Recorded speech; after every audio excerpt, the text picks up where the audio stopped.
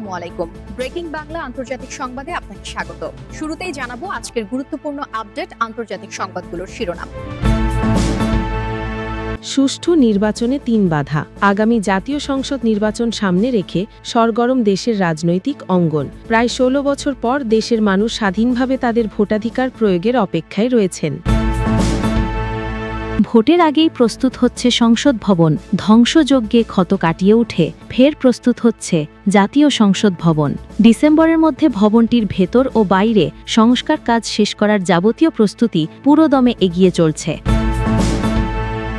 গণভোট অধ্যাদেশ ২০২৫-এর চূড়ান্ত অনুমোদন দিয়েছে উপদেষ্টা পরিষদ। মঙ্গলবার প্রধান উপদেষ্টার নেতৃত্বে এক সভায় এ অনুমোদন দেওয়া হয়। ইতোমধ্যে গেজেট প্রকাশিত হয়েছে। ৬ কোটিরও বেশি মানুষ দারিদ্র্যের ঝুঁকিতে। মূল্যস্ফীতির ঊর্ধ্বগতি, কর্মসংস্থানের অভাব, অসুস্থতা, প্রাকৃতিক দুর্যোগ এবং অপ্রত্যাশিত বিপর্যয়ের কারণে মোট জনসংখ্যার ১/৩ বা ৬ কোটি ২০ লাখ মানুষ দারিদ্র্যের মধ্যে পড়ে যাওয়ার ঝুঁকিতে রয়েছে। এই ছিল আজকের আলোচিত শিরোনামগুলো। এখন বিস্তারিত সংবাদে আসছি, তবে তার আগে অনুরোধ রইল প্রতিদিনের আপডেট সংবাদগুলো সবার আগে পেতে ভিডিওটিতে একটি লাইক দিন এবং চ্যানেলটি সাবস্ক্রাইব করুন এবং কমেন্টে জানান যে আপনি কোন জায়গা বা কোন দেশ থেকে এই খবরটি দেখছেন।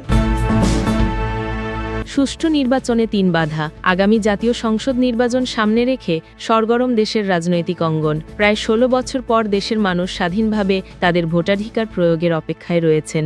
আগামী জাতীয় সংসদ নির্বাচন সামনে রেখে দেশের রাজনৈতিক অঙ্গন সরগরম। প্রায় ১৬ বছর পর মানুষ স্বাধীনভাবে ভোটাধিকার প্রয়োগের অপেক্ষায়। দলগুলো নির্বাচনমুখী এবং ফেব্রুয়ারির প্রথমার্ধে ভোট গ্রহণের জন্য নির্বাচন কমিশন প্রস্তুতি নিচ্ছে। ডিসেম্বরের প্রথম সপ্তাহে তফসিল হতে পারে, তবে অবৈধ অস্ত্র, নাশকতা ও দলীয় কোন্দলকে ত্রয়োদশ জাতীয় সংসদ নির্বাচনের বড় বাধা হিসেবে দেখছেন পর্যবেক্ষকরা। তারা মনে করেন এগুলো দূর করা না গেলে অবাধ, সুষ্ঠু, নিরপেক্ষ নির্বাচন কঠিন।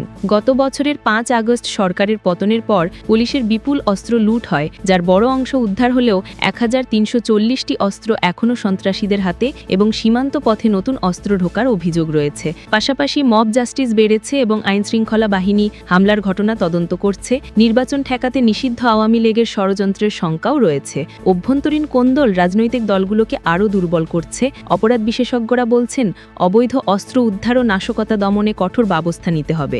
আইনশৃঙ্খলা বাহিনীকে আরও সতর্ক থাকতে হবে এবং দলগুলোকেও নিজেদের বিরোধ নিয়ন্ত্রণ করতে হবে। অধ্যাপক ওমর ফারুকের মতে সহিংসতা বাড়ছে এবং রাজনৈতিক বিভাজন সমাধান না হলে সুষ্ঠু নির্বাচন কঠিন হবে। সাবেক আইজিপি আব্দুল কাইয়ুম মনে করেন, সবাই দৃঢ় থাকলে চ্যালেঞ্জ মোকাবিলা সম্ভব। পুলিশের ডিআইজি রেজাউল করিম জানান, লুট হওয়া অস্ত্রের বড় অংশ উদ্ধার হয়েছে এবং নির্বাচনে এসব সমস্যা হবে না। এদিকে মব সহিংসতায় চলতি বছর ১৬৫ জন নিহত।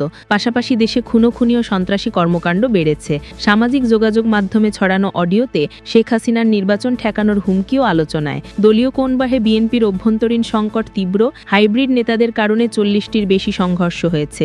এছাড়া জামায়াত বিএনপির বিরোধও বাড়ছে। ভোটকেন্দ্রে এর প্রভাব পড়তে পারে। এনসিপিতেও অভ্যন্তরীণ দ্বন্দ্ব দেখা দিয়েছে, তবে দলগুলো বলছে আইন শৃঙ্খলা বাহিনীকে সহযোগিতা করবে। বিএনপি দাবি করছে, কিছু নেতার অপকর্মে দল ইমেজ হারালেও প্রকৃত নেতারা কোনো অপরাধে জড়িত নন এবং পরিস্থিতি নিয়ন্ত্রণে ব্যবস্থা চলছে। ভোটের আগেই প্রস্তুত হচ্ছে সংসদ ভবন। ধ্বংসযজ্ঞের ক্ষত কাটিয়ে উঠে ফের প্রস্তুত হচ্ছে জাতীয় সংসদ ভবন। ডিসেম্বরের মধ্যে ভবনটির ভেতর ও বাইরের সংস্কার কাজ শেষ করার যাবতীয় প্রস্তুতি পুরোদমে এগিয়ে চলছে।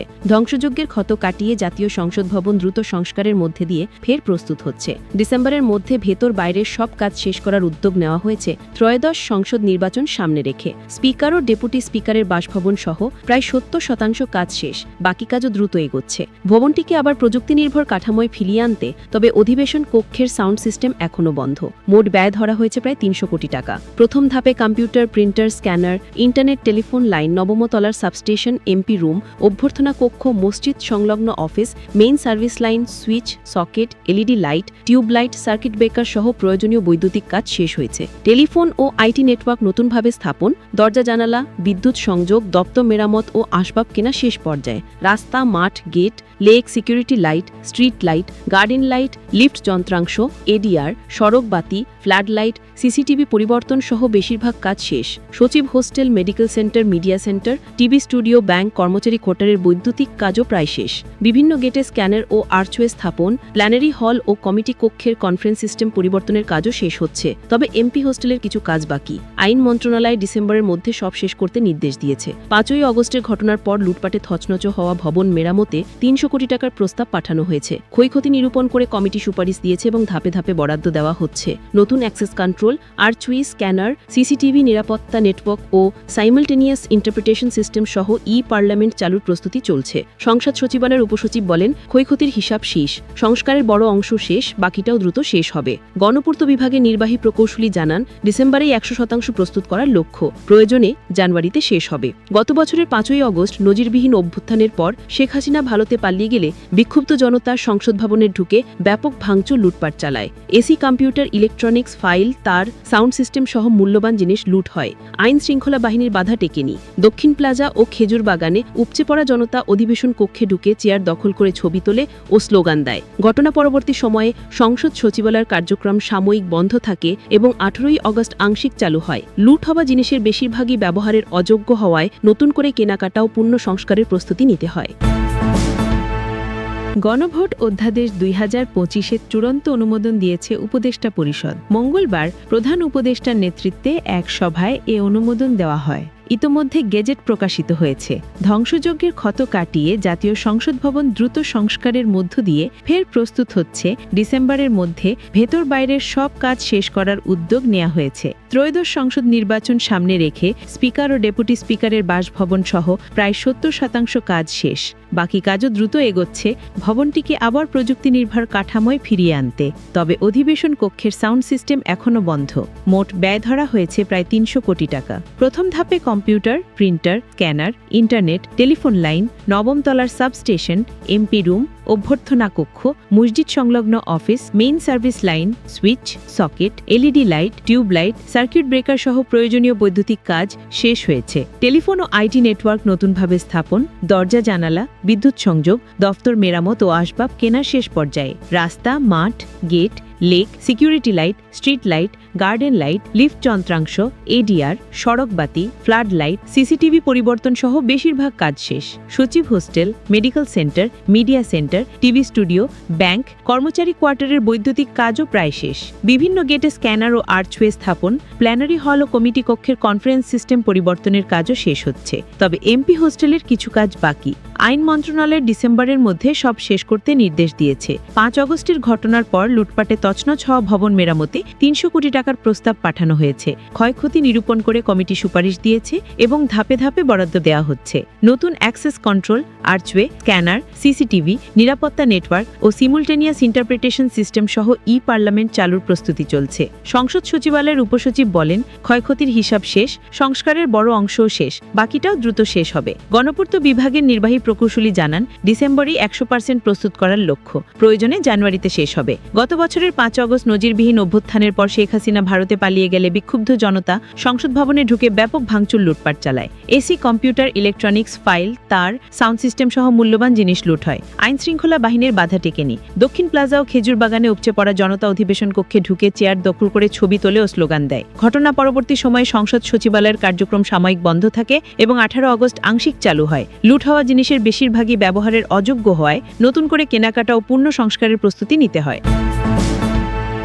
6 কোটিরও বেশি মানুষ দারিদ্র্যের ঝুঁকিতে। মূল্যস্ফীতির ঊর্ধ্বগতি, কর্মসংস্থানের অভাব, অসুস্থতা, প্রাকৃতিক দুর্যোগ এবং অপ্রত্যাশিত বিপর্যয়ের কারণে মোট জনসংখ্যার 1/3 বা 6 কোটি 20 লাখ মানুষ দারিদ্র্যের মধ্যে পড়ে যাওয়ার ঝুঁকিতে রয়েছে। মূল্যস্ফীতির ঊর্ধ্বগতি, কর্মসংস্থানের অভাব, অসুস্থতা, প্রাকৃতিক দুর্যোগ এবং অপ্রত্যাশিত বিপর্যয়ের কারণে মোট জনসংখ্যার 1/3 বা 6 কোটি 20 লাখ মানুষ দারিদ্র্যের মধ্যে পড়ে যাওয়ার ঝুঁকিতে রয়েছে। প্রবৃদ্ধি অন্তর্ভুক্তিমূলক না হওয়ায় সুফল পেয়েছে ধনীরা। জ্বালানি নিরাপত্তা নিরাপত্তা বা অবকাঠামোর অভাবে গ্রামাঞ্চলে কর্মসংস্থান সৃষ্টি হয়নি, ফলে আয় বৈষম্য বেড়েছে। বিশ্বব্যাংকের বাংলাদেশে দারিদ্র্য ও বৈষম্য মূল্যায়ন 2025 প্রতিবেদনে এই তথ্য উঠে এসেছে। মঙ্গলবার রাজধানীর গুলশানে একটি হোটেলে প্রতিবেদনটি প্রকাশ করা হয়। প্রতিবেদনে বাংলাদেশে দারিদ্র্য হ্রাস এবং অন্তর্ভুক্তিমূলক উন্নয়ন অগ্রগতি বিশ্লেষণ করা হয়েছে। বেসরকারি গবেষণা সংস্থা পলিসি রিসার্চ ইনস্টিটিউটের নির্বাহী পরিচালক ডক্টর জায়েদি সাত্তারের সঞ্চালনায় অনুষ্ঠানে প্রধান অতিথি ছিলেন সাবেক তত্ত্বাবধায়ক সরকারের উপদেষ্টা ডক্টর হোসেন জিল্লুর রহমান।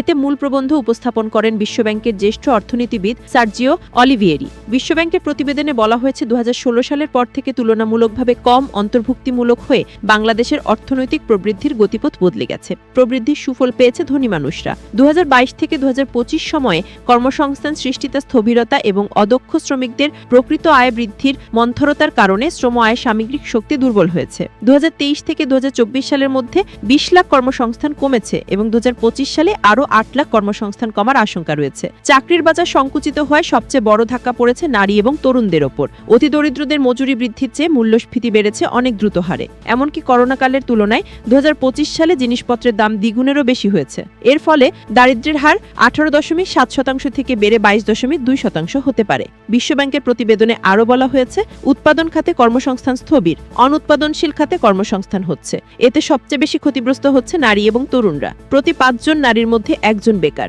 আর প্রতি 4 জন শিক্ষিত নারীর মধ্যে 1 জনের কর্মসংস্থান নেই। ঢাকার বাইরে কর্মসংস্থান তৈরি একেবারে স্থবির। ফলে 15 থেকে 29 বছর বয়সী তরুণ তরুণীরা প্রায় অর্ধেক মজুরিতে কাজ করছেন, যা শ্রমবাজারের চাহিদা ও দক্ষতার মধ্যে অসঙ্গতির ইঙ্গিত দেয়। প্রতিবেদনে বলা হয়, বাংলাদেশের সামাজিক সুরক্ষা কার্যক্রমের আওতা বেড়েছে, তবে সেখানে অদক্ষ ব্যবস্থাপনা রয়েছে এবং উপকারভোগী নির্বাচন লক্ষ্যভিত্তিক নয়। 2022 সালে সামাজিক সুরক্ষার সুবিধা পাওয়াদের মধ্যে 35%ই ধনী পরিবার, যেখানে অতি দরিদ্র পরিবারের অর্ধেকও এই সুবিধা পায়নি। তাছাড়া ভর্তুকি বাবদ বরাদ্দ বেশিরভাগ সময় লক্ষ্যভিত্তিক হয় না। এমনকি বিদ্যুৎ, জ্বালানি এবং সারে সরকার যে ভর্তুকি দেয় তার সিংহভাগ অপেক্ষাকৃত ধনী পরিবারগুলো পায়। দারিদ্র্য এবং বৈষম্য কমাতে সহায়ক হবে এমন 4টি প্রধান নীতিগত সুপারিশ করা হয়েছে প্রতিবেদনে।